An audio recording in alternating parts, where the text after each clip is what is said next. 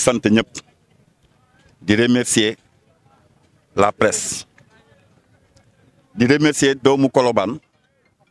yi fi ñëw teewe taxaw nga xam ne benn mbir rek moo ñu fi dajale tey terrain Colobane moo ñu fi tax a daje tey Colobane di quartier bu mag quartier boo xam ne depuis 1939 lañ ko créé suñuy maam nekk ci terrain fii di ci jullee it suñuy wéjur football fi ñun ñu football fi suñuy doom football fi suñuy jarbaat football fi ñu xëy ñe dañuy jël terrain bi jox ko ay SNHLM loolu lan lay tekki day tekki ni Colobane dootul am terrain de sport day tekki ni Colobane dootul am lieu d'épanouissement pour nos enfants loolu la ñuy taxaw tey ñëw di ko ñaawlu di woo autorité yi di woo la collectivité lébu di woo la direction de la SNHLM que ni ñun fii rek la ñu am mu représente cosaan bu rëy ci ñun mu représente lu bëri ci histoire Colobane donc bu ñu waxee cadre de vie mu ànd ak ay commodité ànd ak école élémentaire ànd ak ay lieux publics mais bu sport amul loolu mooy xañ ngeen nit ñi seen cadre de vie ñu leeral leen nag tànk yi ñu jëloon bi ñu commencé boobu ba léegi ci tànk yooyu lañ nekk mooy ñun yàquñu wootewuñu yàq xeexuñu wootewuñu xeex désencombrement boobu ñu wax nag ñu bind ko ci presse bi yëpp ne xëy nañu désencombré Colobane non kenn désencombré wul Colobane daanaka sax fii amoon na insécurité bu doy waar mais nañu xam ni dañoo désencombré benn terrain Colobane bu ñu ko doon désencombré rond-point baa ngi nële. Voilà donc pour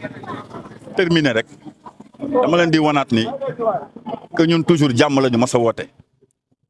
gis nga ci terrain bi lañ dem taxaw léegi pour def un point de presse pour expliquer li ñu naqari policiers yi seen yeneen seede ñu ñëw jëlee ñu fa defuñu bruit defuñu dara déplacé wu nañ ñëw dugg ci biir koñ bi. di woo nag pour tëj sunu autorité yëpp monsieur le maire de la commune de Gueule Tapée Colobane Colobane fait partie de la commune ci commune bi la bokk mënuñu am seen problème bu mel nii te duñ la dégg te duñ la gis monsieur le sous-préfet de Dakar Plateau Djibi Diallo ay weer yi ngi nii ñuy mëbët pour nga désencombrer ñu sunu gox defaral ñu sunu cadre de vie gisuñu la ci mais quand il s'agit de désencombrer un lieu privé da nga mobiliser ay moyens yu bëri ñun du foofu lañ lay xaar di woo la communauté lébu ne leen ñun de yàgg nañu xam que ni biir Mandé ñoom ñoo ko moom waaye li ñu xaw a jaaxal tuuti mooy booy jaay ba jaay li nga moom génn li nekk ci biti nga jaay ko te xam ni fii Colobane cosaanu lébu la ay say doom ay say sët communauté lébu ñoo nekk fii ci terrain bi di fi tàggat seen yaram école de football yi ñëw fii di fi tàggat xale yi tout tànk yi kon boog communauté lébu aussi dañ leen di ñaan ñoom it ñu dellu ginnaaw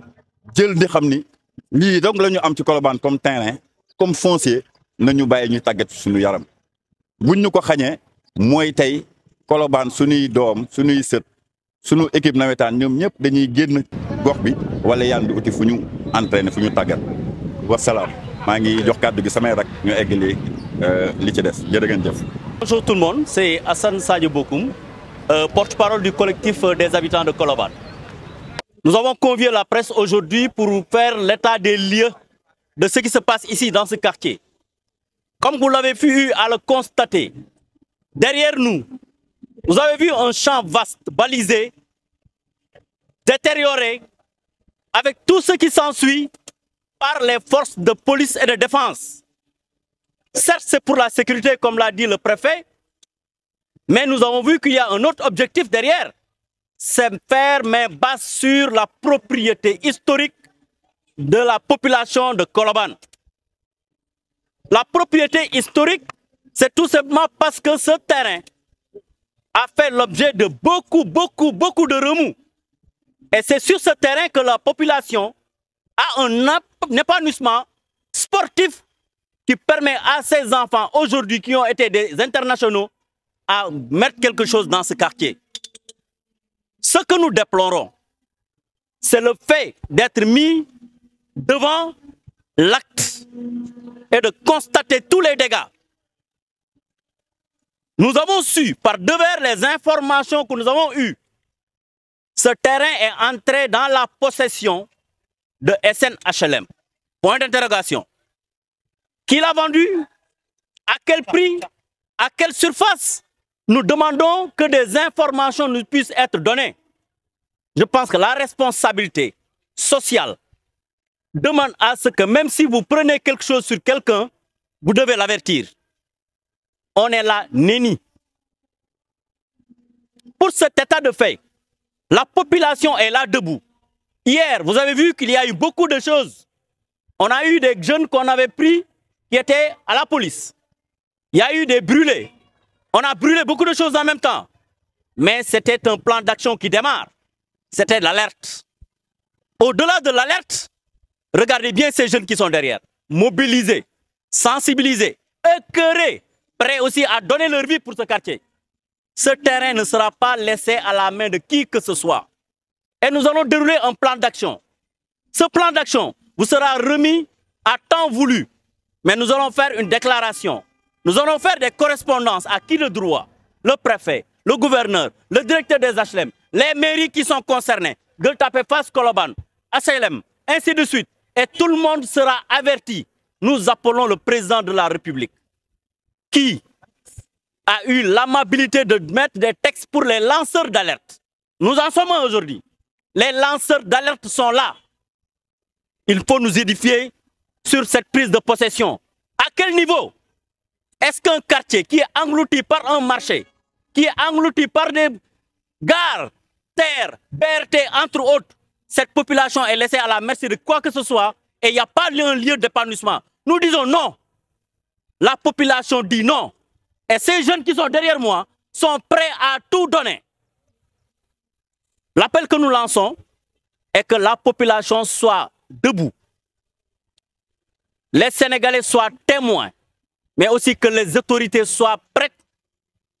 à définir une bonne politique qui ne va pas laisser les intérêts de cette population-là. En tout cas, nous avons tenu à ce que vous soyez là pour vous donner une information exacte. On ne peut pas.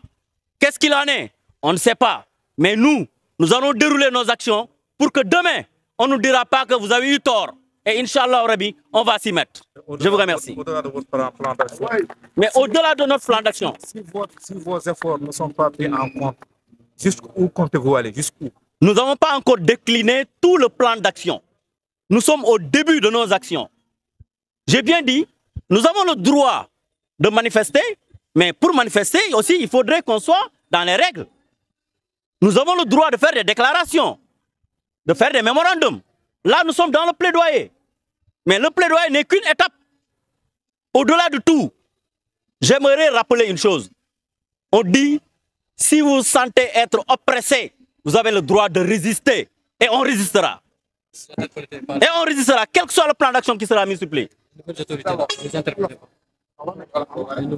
Non, pour nous, on ne voit pas d'autorité nouvelle ou autre. Pour nous, le Sénégal, c'est le Sénégal et c'est une continuité. En tout cas, la population ne se laissera pas faire. Je vous remercie.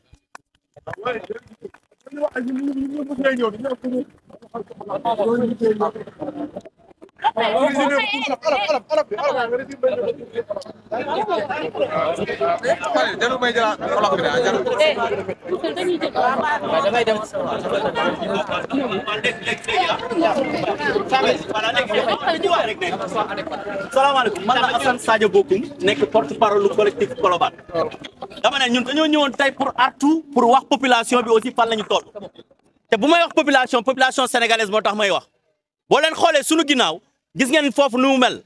gis ngeen mbir mi ni mu jaxasoowee mooy que ne dara la bëri la am na loo xam ne jaaru ci yoon li fi jaaru yoon nag mooy ñàkk xam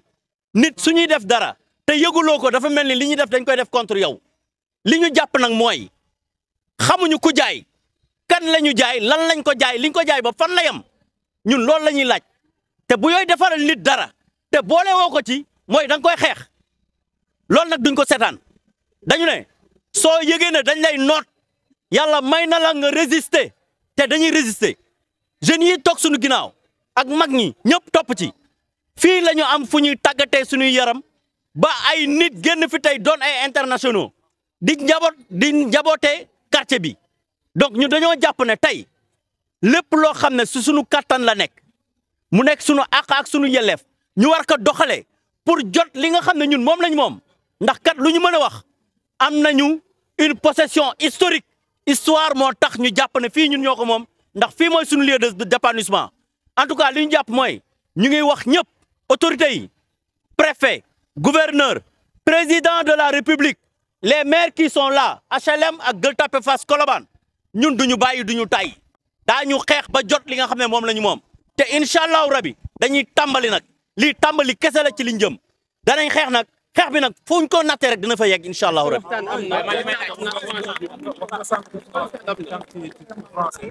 da ngeen am lu leen métti est-ce que loolu mën nga ci ñëwaat te ba pare nga ne aussi terrain bi dafa mel ni jox ngeen ay information yoo xam ne dafa am ñu ko jox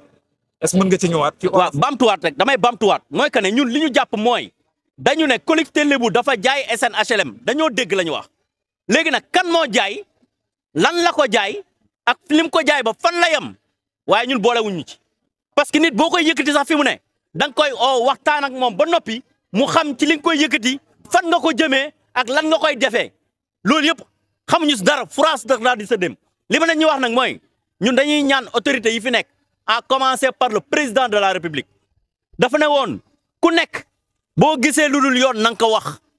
ba tax mu génnee décret pour mën a protéger ñooñu ñun nag làqatuñ pour protéger ñu dañ ne président de la république lii nga xam ne dafa nekk suñu ginnaaw lënt yi ci nekk bari na et on insiste jàpp ñu ne jub amu ci jubal amu ci nañ ko jubbanti loolu la ñu jàpp salaamaaleykum wa rahmatullah. salaama sant yàlla waaw man maa ngi tudd Pape Galaye Ba Wade dëkk Colobane.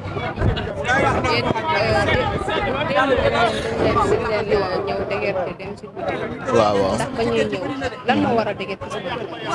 lu waral lii maanaam lépp rek dama naan maanaam suñu njiit yi la parce que nit ki soo ko aalee fi nga xamante ne fa muy nekk man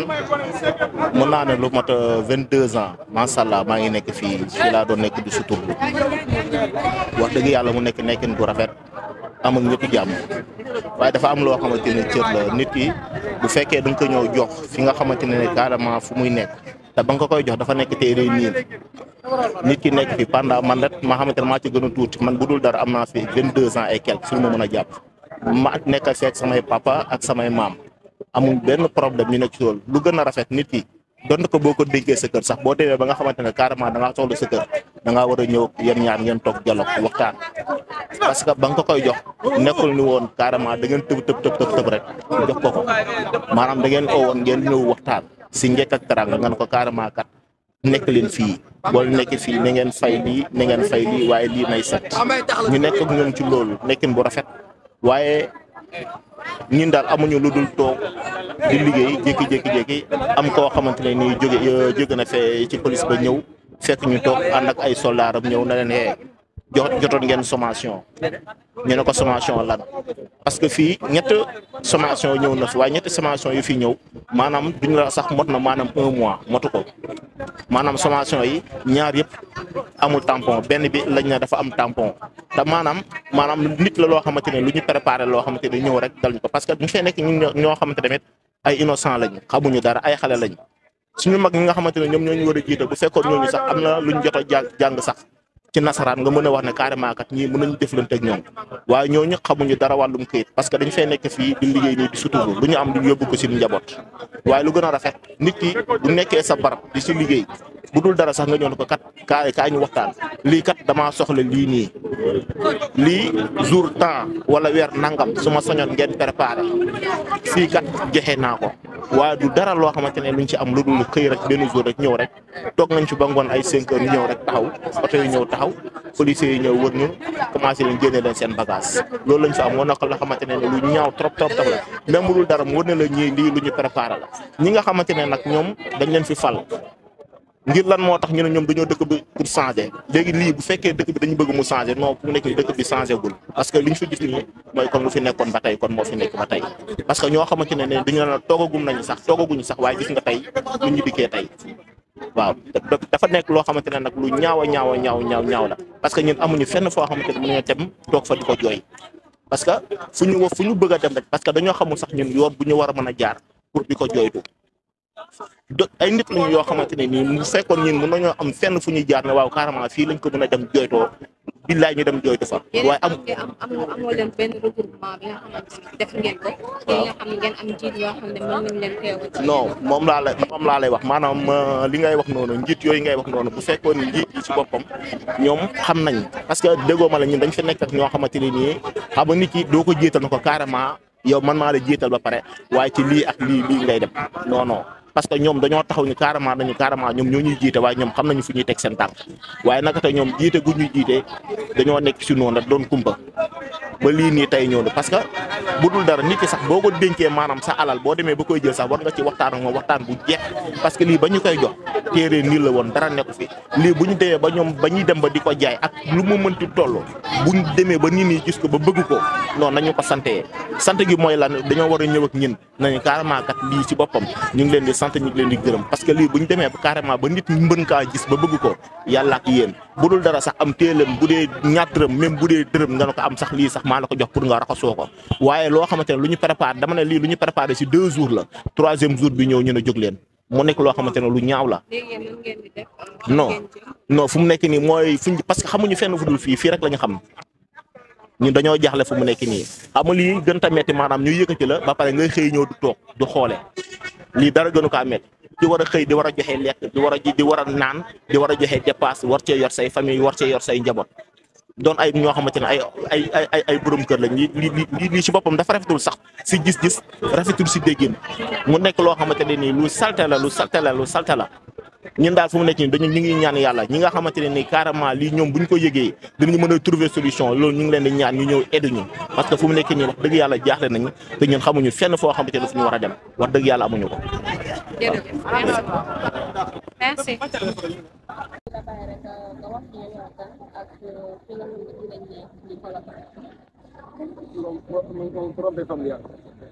mooy Baye Cheikh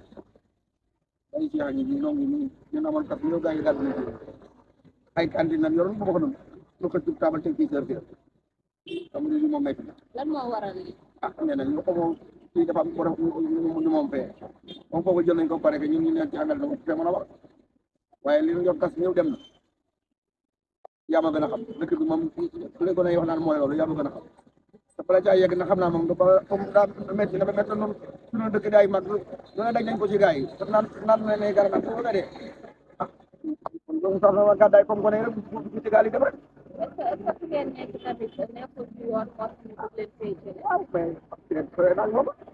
ma yéen jaaxle fay wala rek fañoon doon tegi ci tam waaye sama na ji moom rek ñu portable rek loolu ko ñu gis yóbbu kër moo ko fi mais nag lii moom jëm ba léegi am ci ne ñoo ngi jaaxal ni waaye mooy la réew waxale ma ko danañ portable te kan moo balaa ñu leen di jëlee ci est-ce que wax nañ leen dañ leen di jëlee wala dañoo ñëw rek comme côté bee ñu la jaay daaj ne ngeen ñoom par rapport nañ mais ñu ci moom wax dëgg yàlla ñu ko waxul ñu woon ne ngeen ci ñu bokk lañ ci loolu ci ñu lañ ñëw ko ban kay jëlee ñu ci ñu tegaat def ñu sax yàqu ñu ko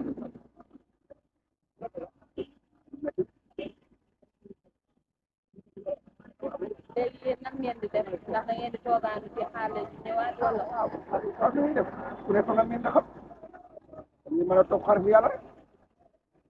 ñu ci fekk ni mooy loolu kay du ne ma da mën a toog xar fi yàlla rek foog ñoom ñoo woote kay war na yàlla ñu war na la war a dimbali sax la nañ leen loxo lu war na kon noonu ànd moom ci mooy dimbali parce que mu mën a doon loolu lay xaar yéen est-ce que daan ngeen fay fii ngeen nekk di daan ngeen fay léegi est-ce que jotu leen ngeen jot leen ñi nga xam ne ñoo ñëw ci di fayee mais boo mais ci la préfet du moromu mais préfet am na ko mais ne préfet moo ko laaj loolu la moromu mais ndax mun am ñoom amuñu feneen fi nga xam ne foofu la ñu moom su ko dañ ko waxtaan ak yow waaye loo xam ne da ngay xëy rek yàpp moom yaa ma gën a xam da ngay xëy néew doole moom rek doy na rek bay waxuñu leen dinañ leen yóbbu fenn bon da noonu toog rek daf dafay xaar yàlla dëkk xaar yàlla te ba dëkk mer noonu daal lañ ko jàpp nekk na dëkk boo xam ne ah nekk tànk sax boo dund xamuloo ko réew moom di bay met yaa ma gën a xam yaa ngi gis kenn bu dee bëgg di jëm sa bopp soo na ngeen xam fa buñ la fa jëlee leen boo mënee jënd di leneen day nekk nekk xaar bi yàlla rek